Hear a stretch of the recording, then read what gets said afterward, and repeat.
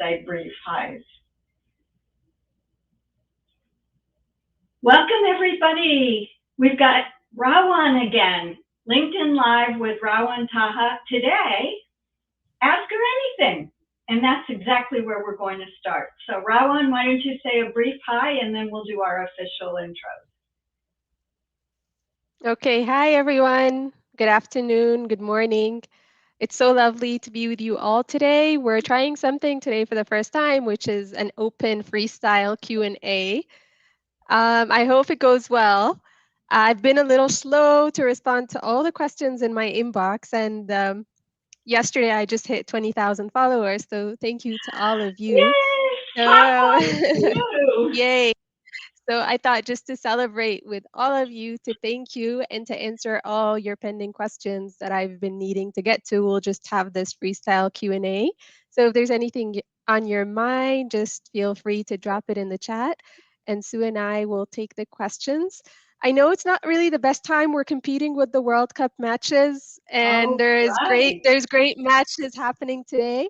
Yeah. So I completely understand if there is a competing priority for you to need to watch the match. But otherwise, you can feel free to ask. The session, of course, will be recorded, but we will be answering the questions mostly live. You can just start introducing yourself in the chat. Takes this as a chance to network. There's roughly 150 people on the call, so just drop in the chat where you're from and whatever questions you have, and we'll take as many as we go along. If there aren't many questions, we can end the session early, and then you can also let us know for future sessions what topics or which topics are on your mind that you would like us to discuss.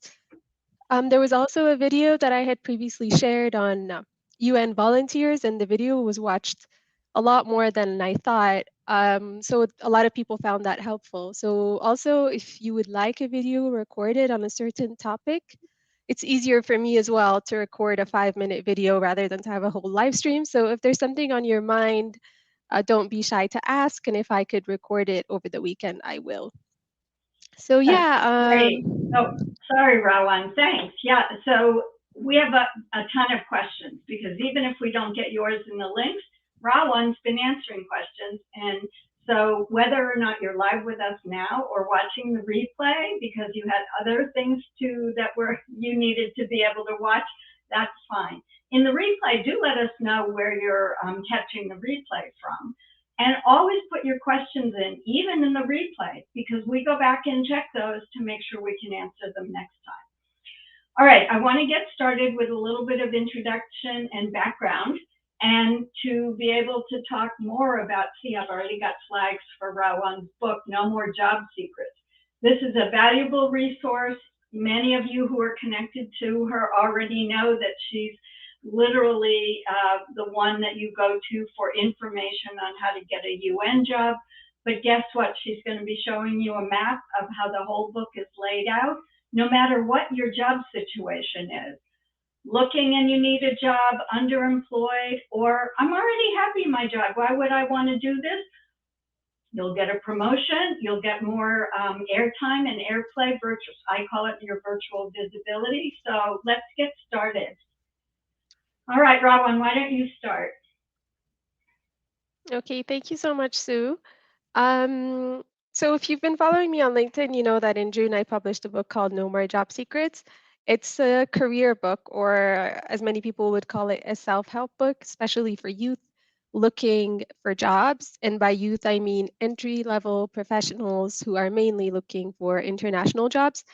This is a niche group of people that I'm targeting who really have the potential and the capacity to get out there, but they just need some resources and some guidance. And after hunting for a lot of these secrets, I've published a book to share it all with you, and it's available on Amazon.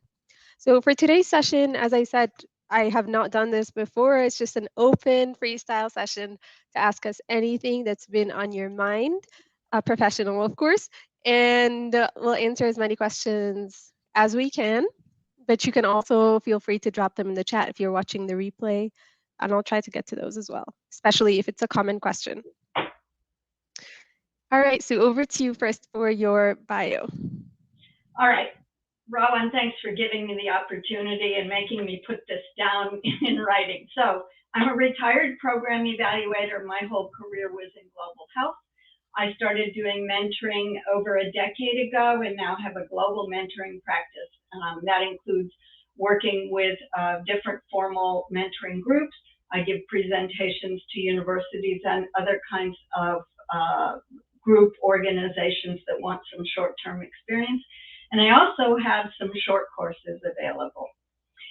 Basically, I look at you all as the global citizens of the world and think about all the work that was done when I was young in my practice and we didn't have things written down. So Rawan's book and my efforts at mentoring are the ways we're trying to get you all the information you need to make your next career step. I've done public health program evaluation and started life as a nurse. Once a nurse, always a nurse.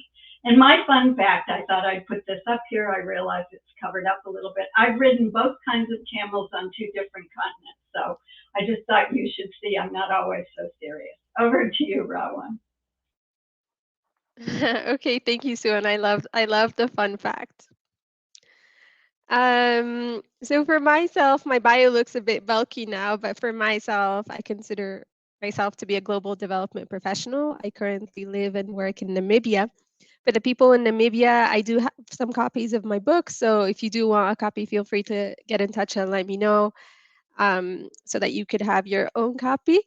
Um, I've worked in different countries across sub-Saharan Africa, but I was born and raised in Saudi Arabia. So Saudi Arabia is playing right now against Poland in the World Cup, and I'm heavily cheering for them.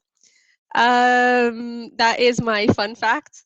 I am very passionate about youth employment and social protection, and I hope that I can make a full-time career out of that soon. And that is why I wrote my book. Thinking of ideas for a second book, feel free to let me know what's on your mind and let me cheat from your ideas as well so that I could write what you want to read. That's it really for an introduction. I don't want to go over my professional and academic history again because I went through them during previous live sessions. And it's also on my LinkedIn profile, which I highly encourage you to update your LinkedIn profile with all your professional and academic affiliations, because it's a really nice, quick way for future employers, current colleagues to look at your profile and just get a gist of who you are and what you do. So yeah, make sure you occupy that real estate space on your profile, and you keep your profile updated no matter where you are in your career. So this is a cover of my book, and then what the book is about, or what questions you can ask me about today, because I realize it's a bit intimidating when somebody tells you, ask me anything. So by ask me anything, we mean you can ask anything about your career. I divided the people, the readers of this book into 10 sections. So whether you are, if I start from the top right, whether you are newly employed, you need some advice, whether you're looking for you a job, whether you're a student or a fresh graduate who's job hunting, whether you're happily employed and you're not looking for anything at all, but just looking to rise and advance in the job you've already found, whether you're looking for a career mentor or a coach, like Sue is to me, whether you're career shifting, whether you're looking for a better employer, maybe you love your job, but you work in an environment that's not so great and you want a better employer or a better pay, a better company, whether you're underemployed. And the last one is whether you are unemployed. So these are the 10 categories that I've divided my readers into, meaning you don't have to read the book from cover to cover. I would love it if you would do so, but if not, I understand that young professionals often want to read very targeted content that is tailored to their specific need, and it would be quite frustrating if you're reading a chapter about somebody who is underemployed and you would just wish you could get into that space and you have no job at all. So just to prevent that, unemployment, anxiety, and depression, and you can read the chapters that are tailored to you, you can follow this map. Also, if you have any questions about publishing a book, I would be happy to answer that as well. It took a lot of effort to figure the publishing process out and to produce a professional looking product that I am proud of.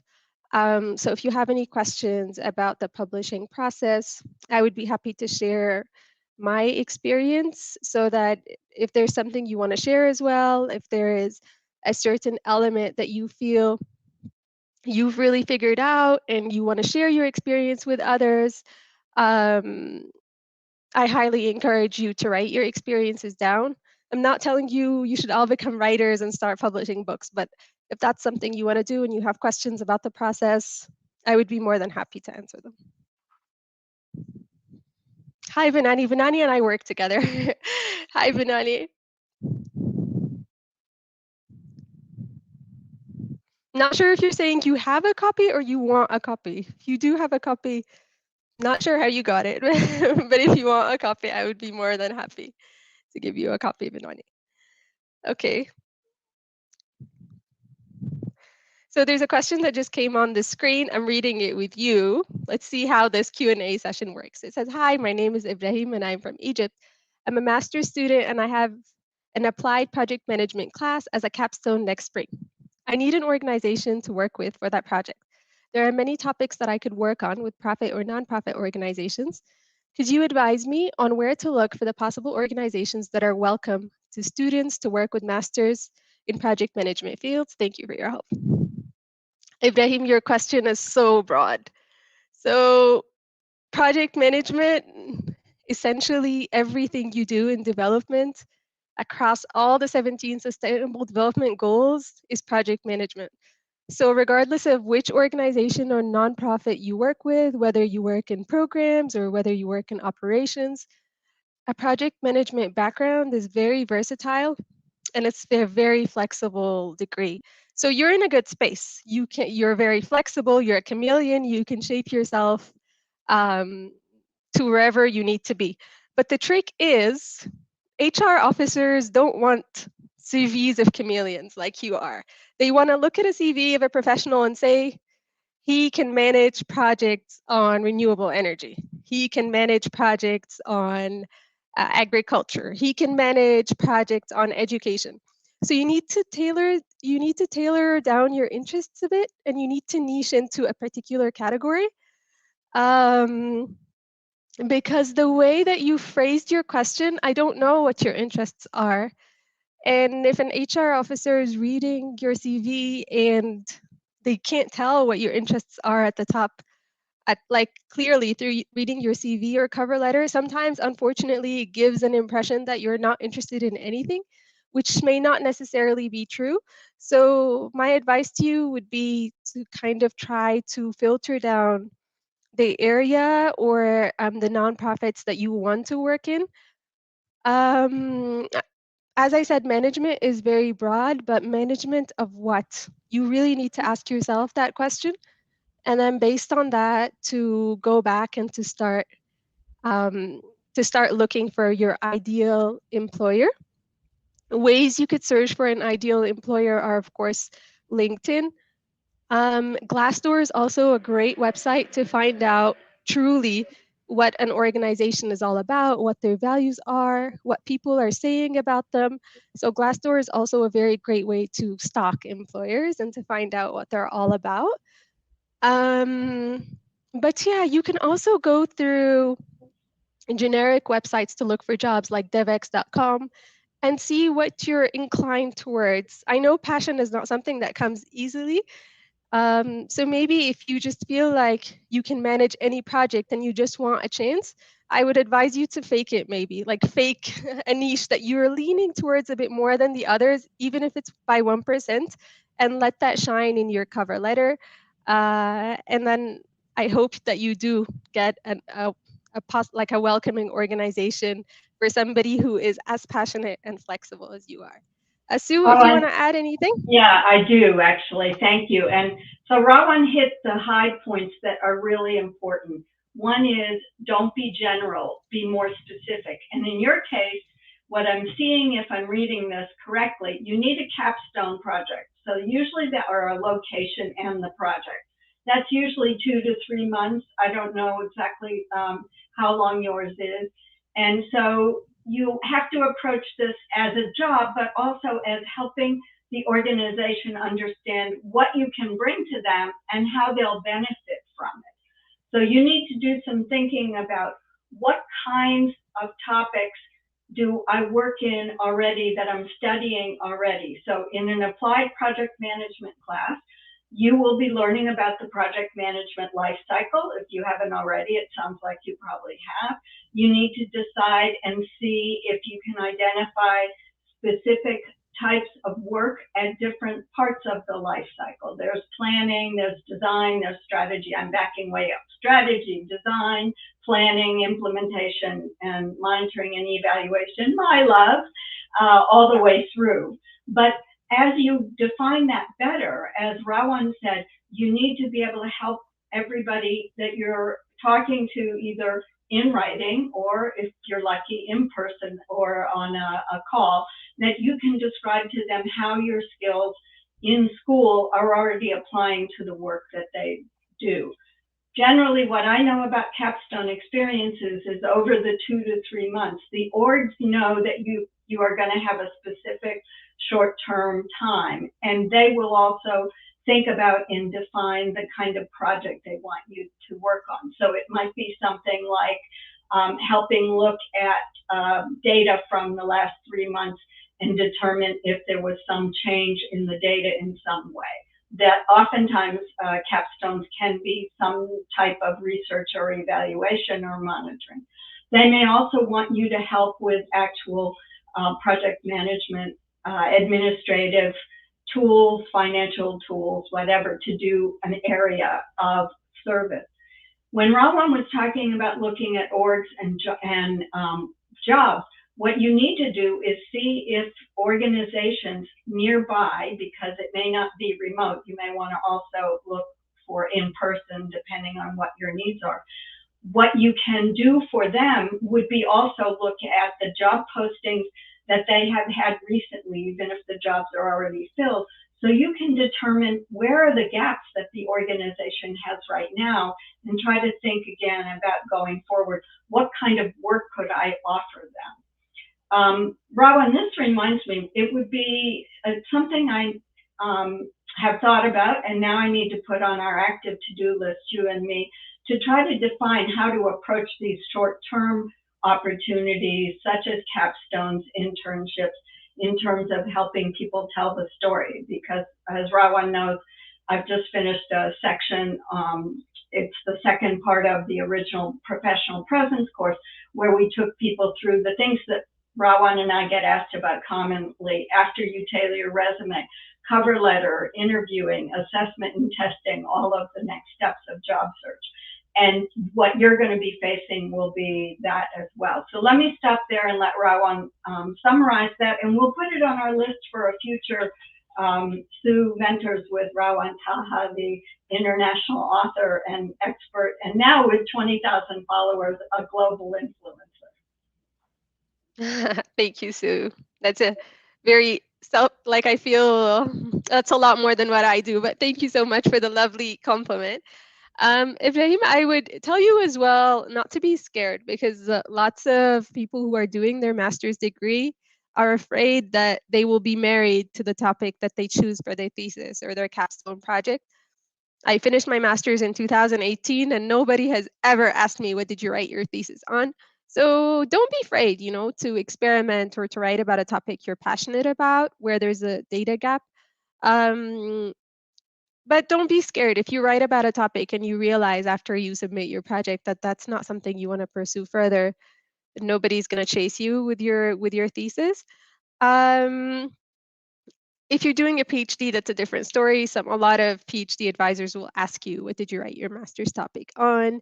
Especially if you have publications and so on and so forth. But if you are interested more into the practical side of work rather than academia, rarely, if ever, will somebody ask you, what did you write your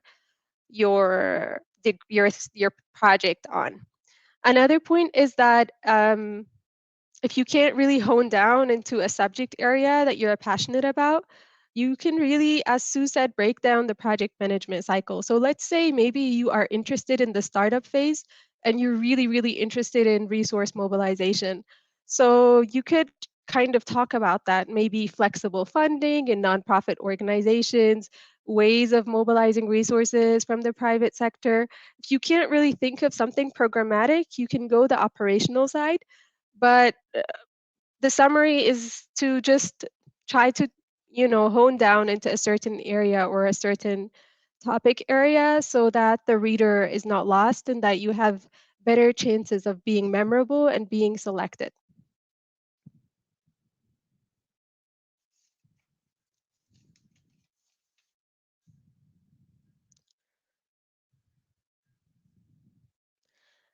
Sue, we can't hear you.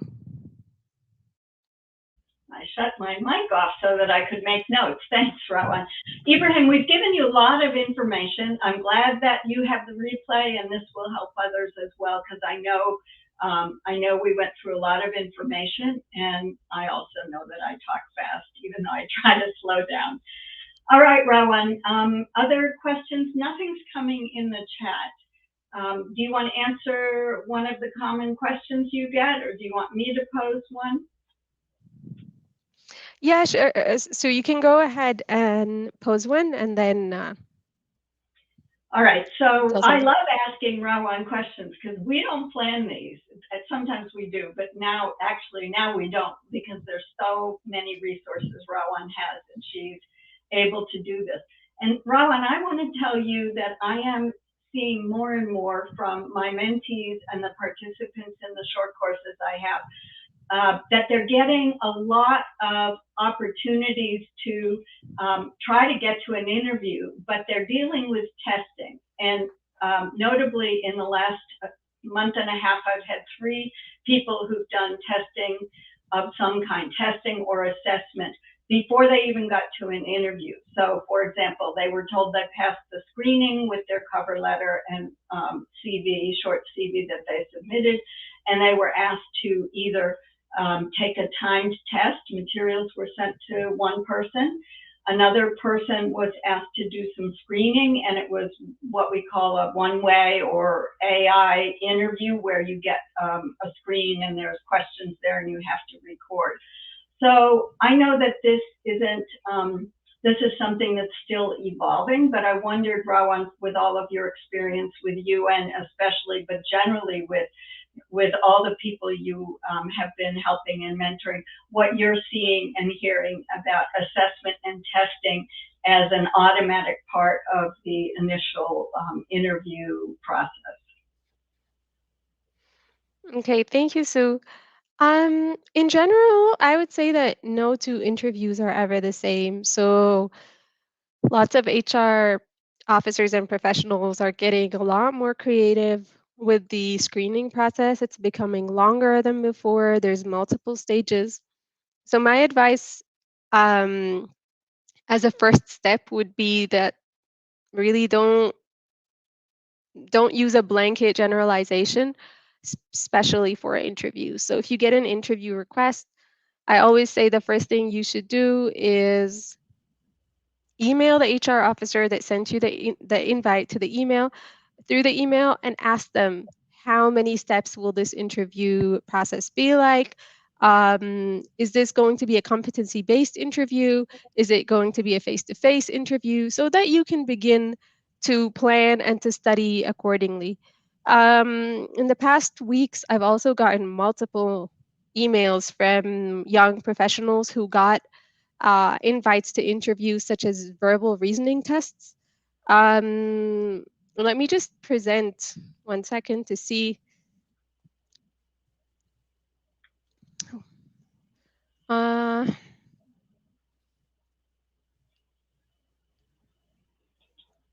so over here, can you see my screen, Sue, or not yet? Yes.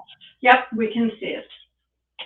All right. So this is on assessments.un.org, and it's a global general service test. So if you search on the UN website, you could see these verbal reasoning tests.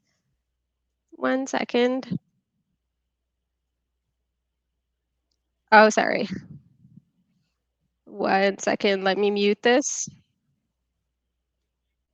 All right. So this is one of the websites. I can send it to you, Sue, on LinkedIn if you could drop it in the chat. But if you just go on assessments.un.org, there is sample online examinations and tests. This is an example of a verbal reasoning test.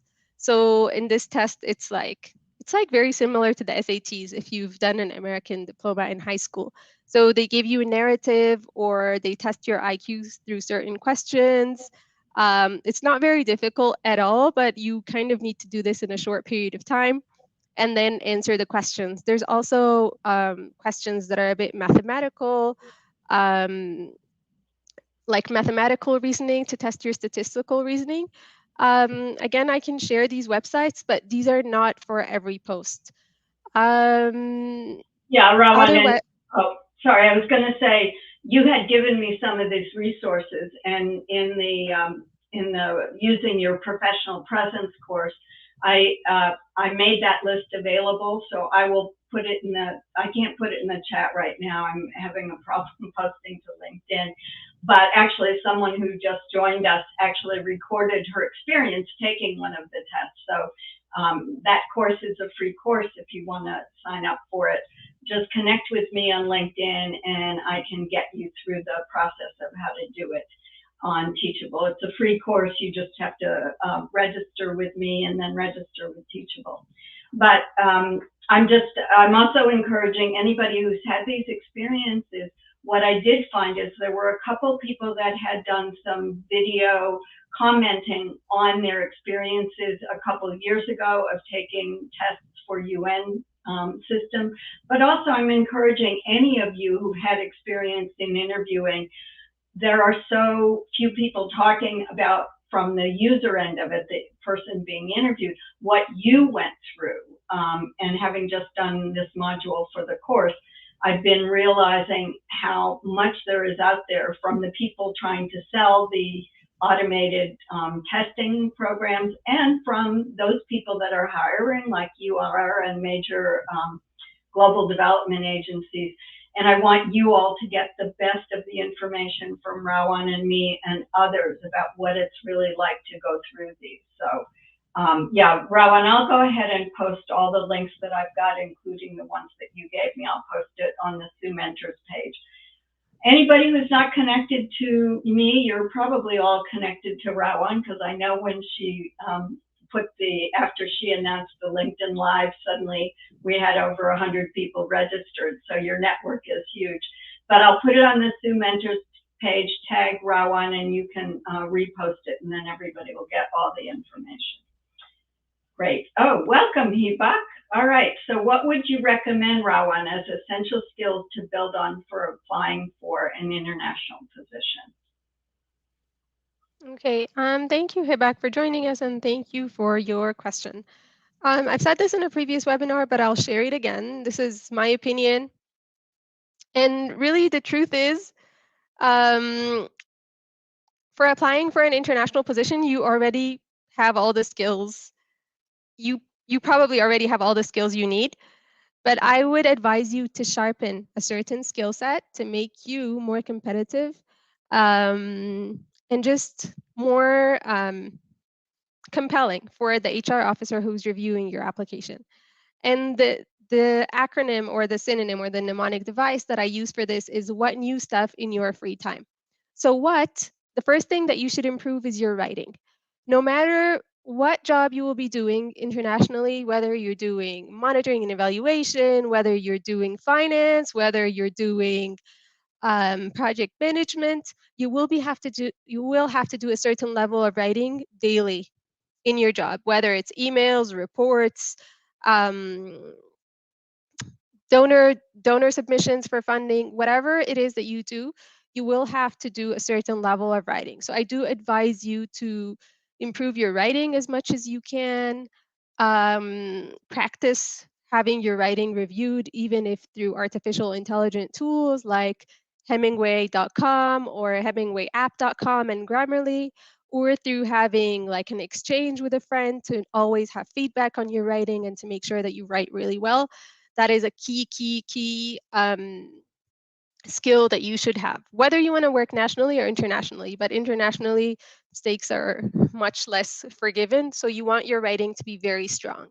And a recruiter could see that right away from the first email that you respond to, from your cover letter, from your CV, from your LinkedIn profile. So I would advise you to invest in that. The second thing is negotiation. A lot of times when you're applying for a job internationally, you will have to negotiate your pay. You will have to negotiate with lots of vendors, with lots of contractors. You will have to negotiate a lot whether you realize it or not, even with colleagues. So another thing that I would advise you to, it's a muscle that you need to build. A lot of people think you're either born with negotiation skills or not, but really it's negotiation is a muscle that you need to keep building as you go along. So what new stuff? The third thing is speaking. Again, depends on the type of work that you do, but you will have to do a certain level of speaking. So I advise you to work on your speaking skills, and with that, I strongly advise you to invest in learning languages. If you want to work internationally, especially let's say for the UN, the two working languages of the UN are English and French, but the professional languages of the UN are English, Arabic, French, Portuguese, I believe, and I don't remember the last one. But by working languages, I mean that there are country offices that operate in French.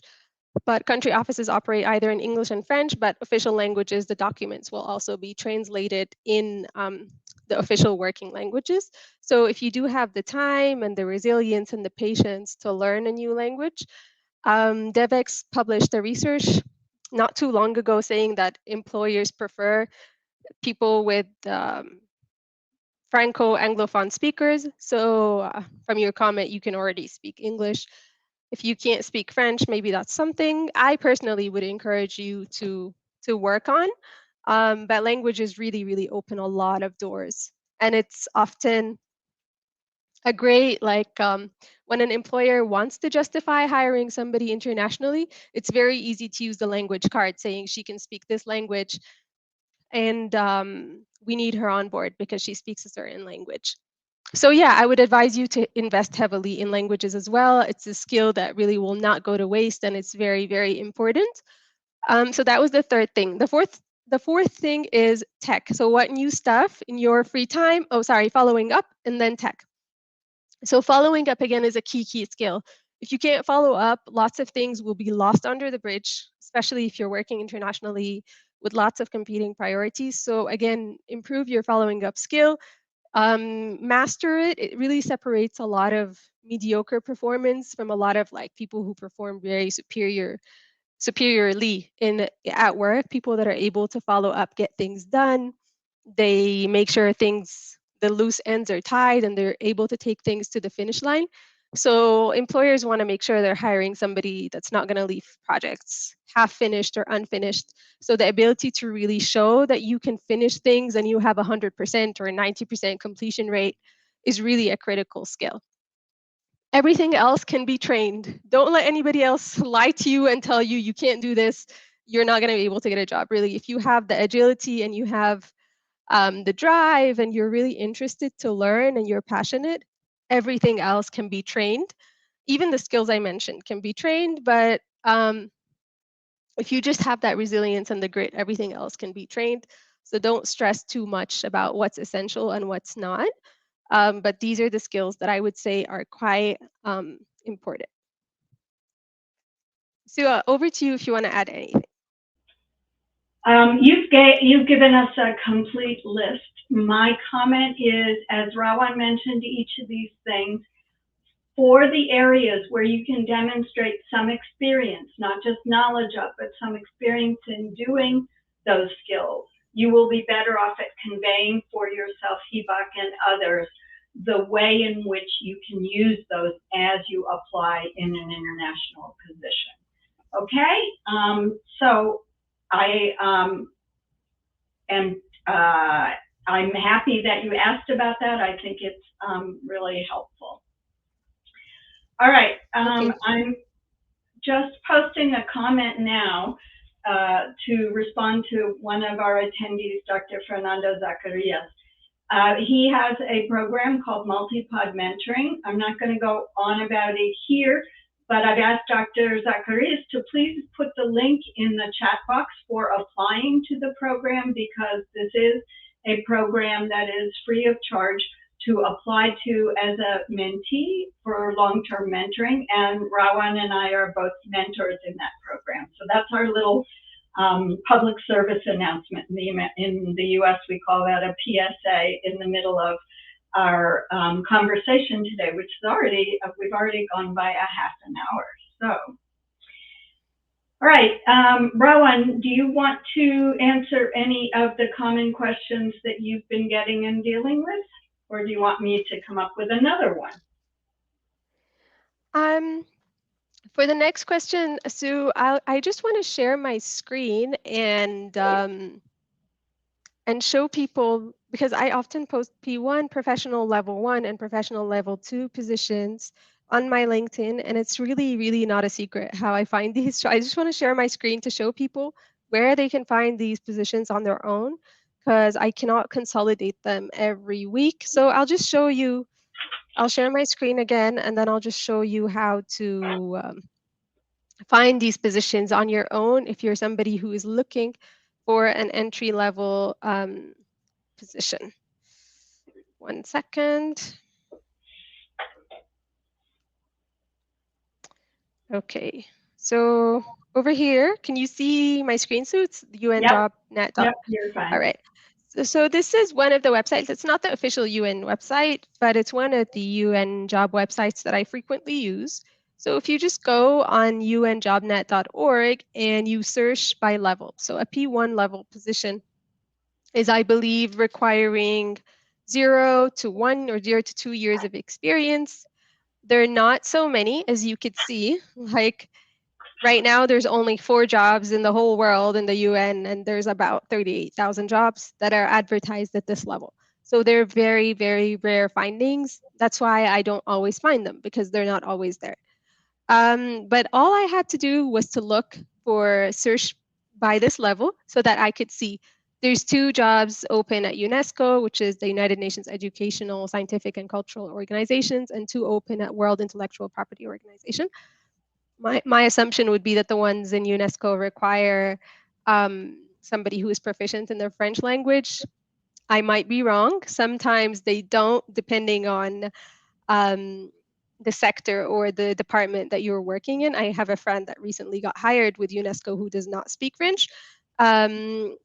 She works in the African department. So over here, for example, it says excellent knowledge written and spoken of English. So I was wrong. You don't, for this specific job, they're not looking for somebody who can speak French. So this is a job that is, I would say, a super rare finding. It would be super competitive because it's open to internal and external candidates. It's a fixed term, it's 2 years. So jobs like that are a rare find. And the only way you could find them really is if you look for them on your own. But that's for the P1 positions. If we go to P2, which are jobs that require, I believe, more than 2 years of professional experience. So a P1 typically requires up to a year of experience, while a P2 requires a minimum of 2 years of experience. So 2 to P1, 1. The P2 jobs are more commonly advertised. Again, these are super rare findings, very competitive, but there's 73 of them. This is an overestimate. Sometimes there's wrong postings here, but still they're much easier to find than the P1. So if you have a few years of experience, 2 to 3 years of experience, and you're looking for an international job, you can simply go to one of these websites and filter by the level. That makes your life easier, because then you don't have to sift through super high level jobs that require 10, 15 years of experience, and you're sitting there thinking, I don't have that kind of experience. Normally the P2s are open to people from any country in the world. Let's click on one, for example, this one, operations analyst in Somalia. So maybe let's click on this one. It was just posted yesterday. I'm just scrolling down to the job requirements. For the language, for example, you need English. French is desirable. Oh, something very important about the P-level positions. The P-level positions, they're recruited internationally, but they do require a master's degree. So a minimum of 2 years of professional experience and a minimum of a master's degree. So although it's considered an entry-level position, you need to have a strong educational background. um, I would advise you, if you're still, if you've finished your bachelor's, if you have the opportunity to do your master's, my personal preference is to do a master's degree sooner rather than later, because a lot of positions that are internationally recruited, unfortunately, require a master's degree. Even a lot of people have asked me this on my inbox for the CRS, the Catholic Relief Services International Development Fellows Program that's open right now. Um, Unfortunately, a minimum requirement is a master's degree. They only require 6 months of experience, not 2 years or 1 year in this case. 6 months of experience in a developing country, but a master's degree sometimes stops a lot of people from applying if they're applying internationally. That's not the case if you're applying nationally. I work with a lot of people who have bachelor's degrees or people who are even doing their bachelor's degrees. So that's not a generalization to say that to work in a large company you need a master's degree. Absolutely not. But a lot of the time for international positions, because they're so competitive, a master's degree is a good way to filter out the number of candidates applying. Instead of getting 5,000 applications, you'll get 1,000 or 2,000. But yeah, is there anything you want to add, Sue? No, I think you covered that really well. This is, you know, that you're the UN expert. I'm not. I'm just learning as I get mentees dealing with applications through this. But I thought it was really helpful that you showed us unjobsnet.org, and I'm going to try to summarize the questions we've gotten and make a post sometime in the next 24 hours. I'll get it out to you all. You'll see it off the Sue Mentors company page. I also thought it was helpful that you walked us through the actual searching. I didn't know the difference between P1 and P2, and it's nice to know the 1 and 2 means years of experience.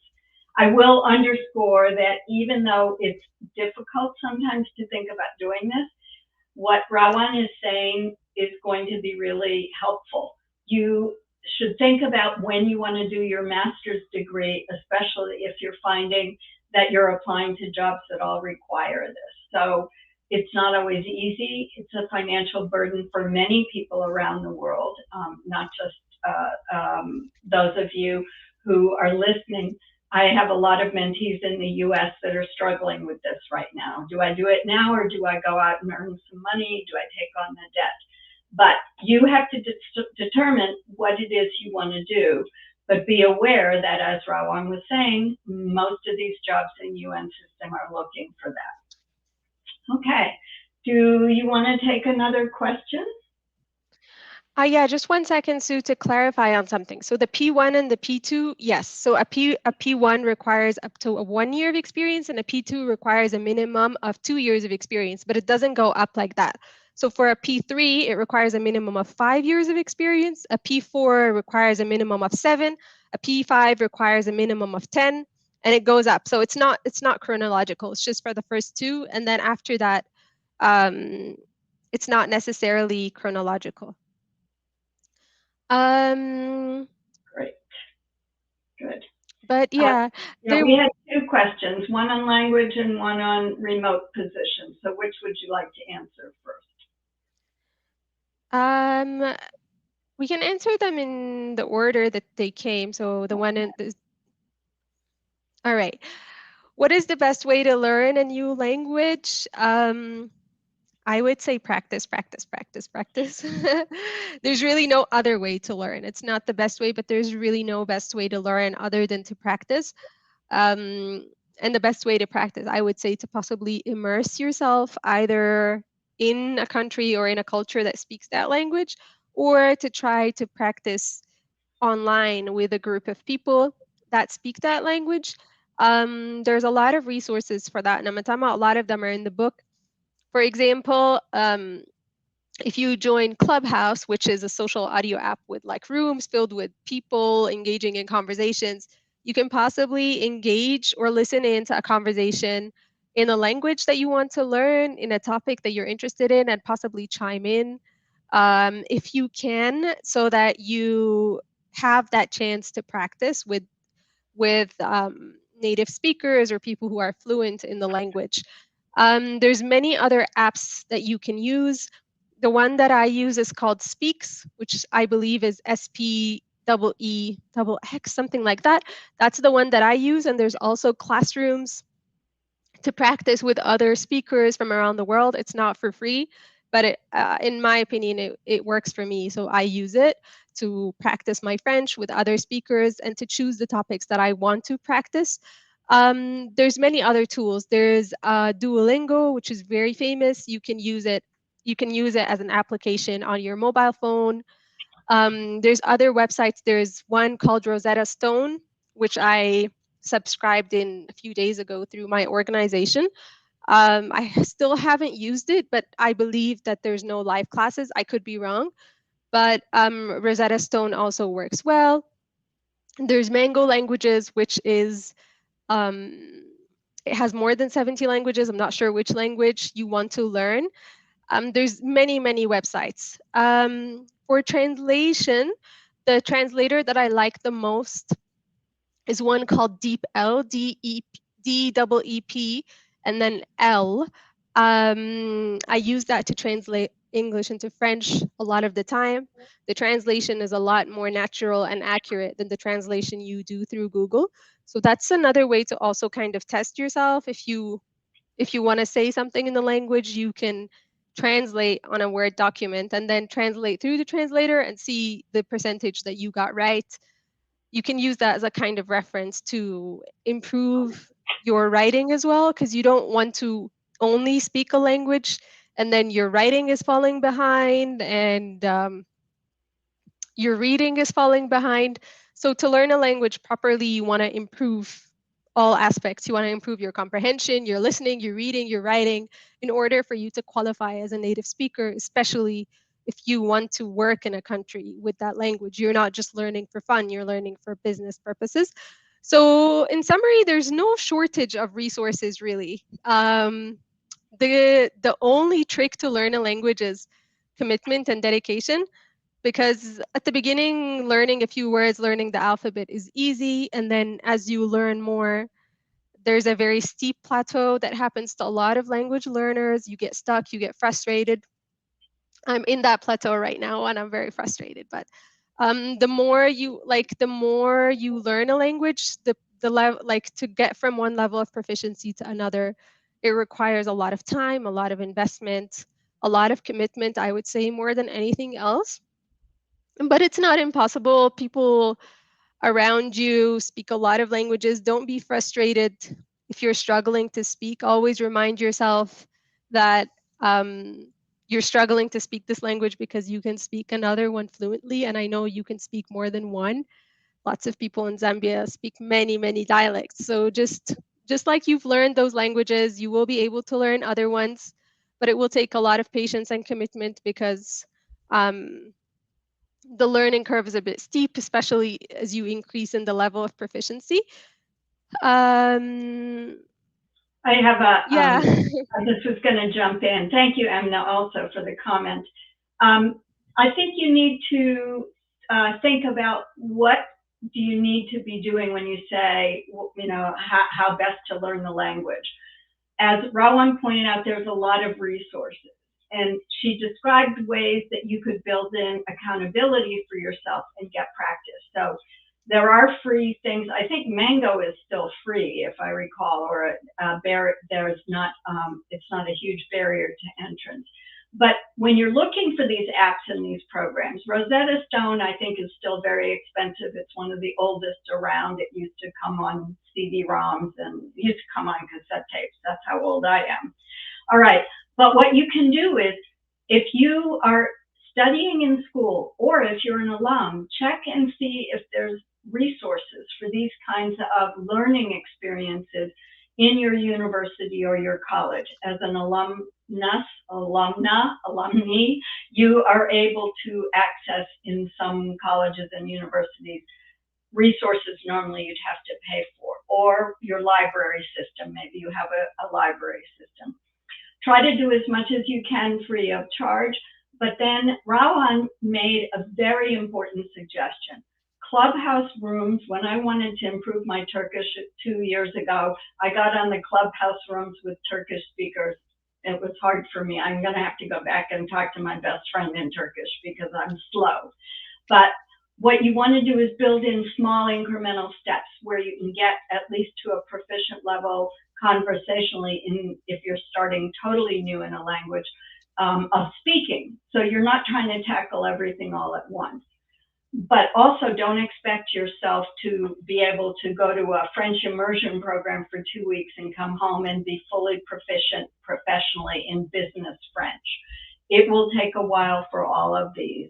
And Rawan, speaking from experience, she's been studying French for what now, 3 years? Is it? I think you did your French when you started in Senegal, Yeah. and you're still keeping up on it. I couldn't find Speaks, by the way. I looked quickly to see if I could find that. But Oh, let me look for don't it. try to tackle everything all at once, Namatama, is our message to you.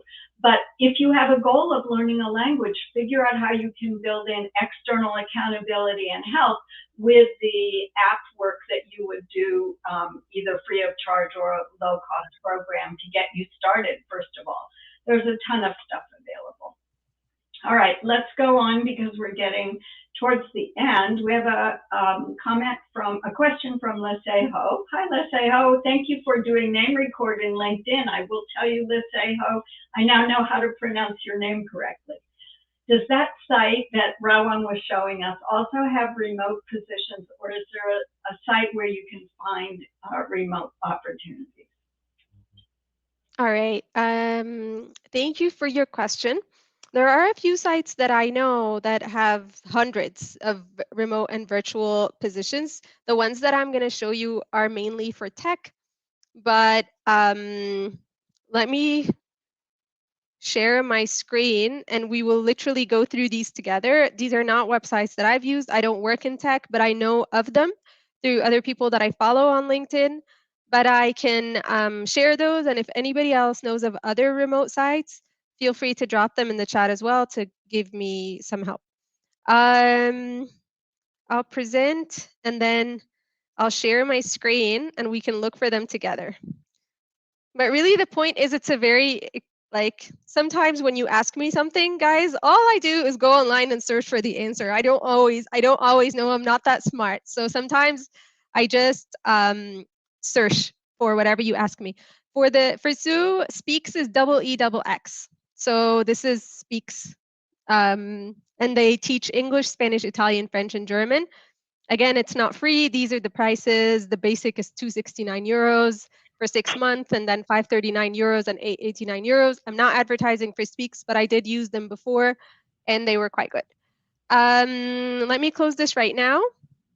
Close this as well. And then the next thing I'll show you is the websites for working remotely. So there's remotive.io.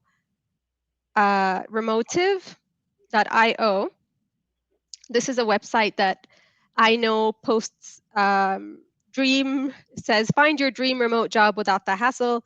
So for example, if you want to work in a blockchain developer, if you want to work as a freelance writer, as a product owner, all these jobs don't require you to be in the office. So they tell you as well, like sometimes they tell you USA only, so they want you to be based in a certain country, even if you're working remotely. Sometimes it's worldwide. So this is a website that you can use. Another one is remote.io.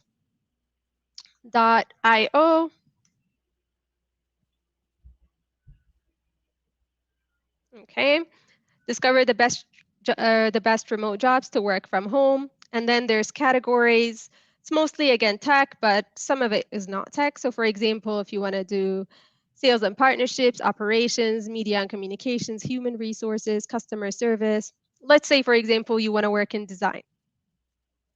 Let's see what they have. So they have 3 jobs open in design right now. One is from anywhere. If you want to work for the website Scholarship Owl, you want to be a designer for the website. 2 other ones, one is in the US and one requires you to be from anywhere. So you get the gist of it. The third one that I know is we work remotely.com.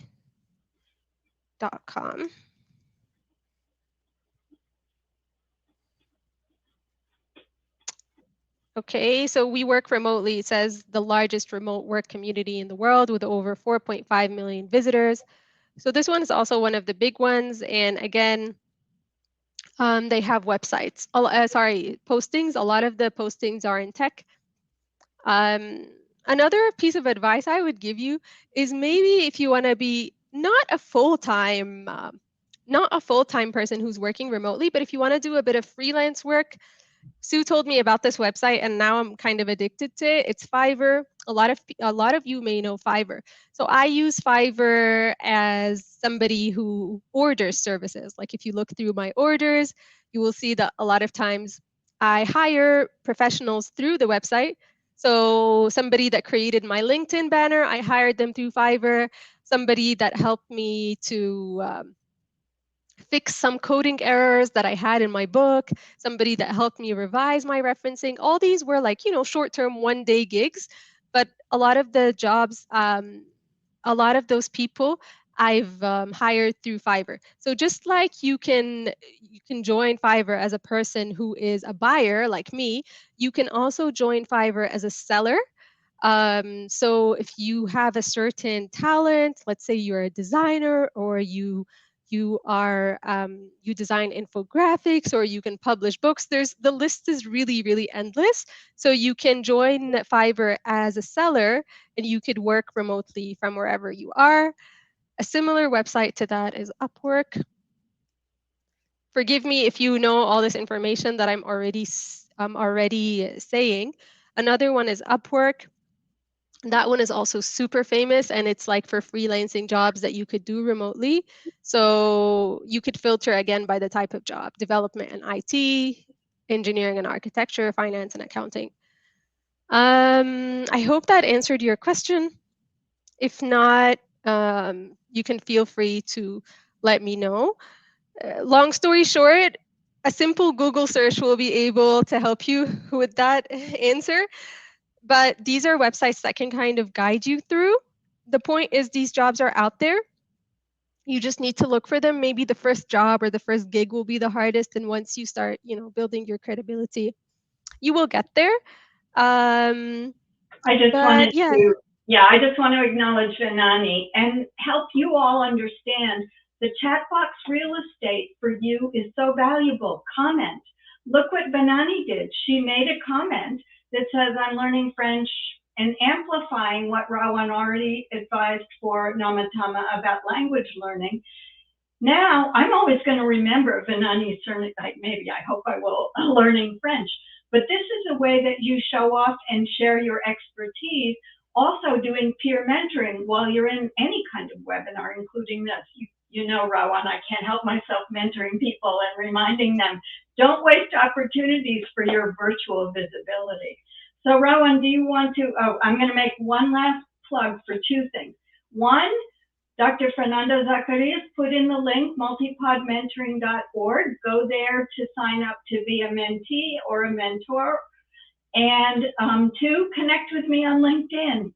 I don't post as often as Rawan, but I will start posting more. Thank you, Emna, for your contributions as well. And Rawan, I'd love for you to close our LinkedIn Live today. It's been great. It's been really vibrant. And I love these Ask Us Anything because we gave you advice you felt you needed right now. all right. Thank you, Sue. The session was less stressful than I imagined. I was like scared. It felt like a bit of an exam. And when I'm looking on the side, I'm really cheating from my book. So when you asked me question, for example, about working remotely, I just opened my book. For the P1, P2, I opened my book. So it does have a lot of resources. And it's available on Amazon. So if you haven't already, you can get your copy. If you're in Namibia, again, you can buy a copy and I could sign it for you. Thank you all for your participation and for your great questions and for the people that were helping out in the chat as well. I really appreciate it. Emna saying there's also Go Student to teach online. Never heard of it, but we'll check it out. Thank you, Emna. For languages as well, I know there's many websites that also allow you to teach languages. So if you are proficient in a certain language, you can also apply to teach that language online, and that could be a really great way for you to meet other students and to also make some money through teaching a language that you are already fluent in. So yeah, teaching online could be also another way that you can make money and another way to work remotely. There's a website I remember that it's also in my book. I actually don't remember it right now. Let me check it for you quickly for which website you can use to teach languages online. But if I don't find it right now, Lizoko, I'll message it to you, or once I find it, I can go back and put it in the chat. But I believe it was maybe preply.com. Preply allows you to apply for, let me quickly check it right now, to apply to become a language instructor. So if you want to teach a language, um, let's say you speak a language very well and you want to apply to become a teacher, you can apply and become a tutor. I'm not 100% sure, but let me present my screen to show you the spelling, and then you can explore the website at your own time. So it's preply.com, and you can apply. Oh, see at the top here, it says become a tutor. You didn't share your screen. Oh, oops. Okay.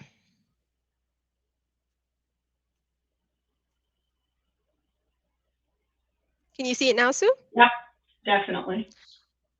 Okay, so I just went to preply.com, and then at the top it says find tutor or become a tutor. So let's say you want to become a tutor. So you earn money on your own schedule, you sign up. I'm not sure what the application looks like, but you set your own rate. It's between English tutors charge $15 to $25 an hour. You teach anytime, anywhere, and you grow professionally.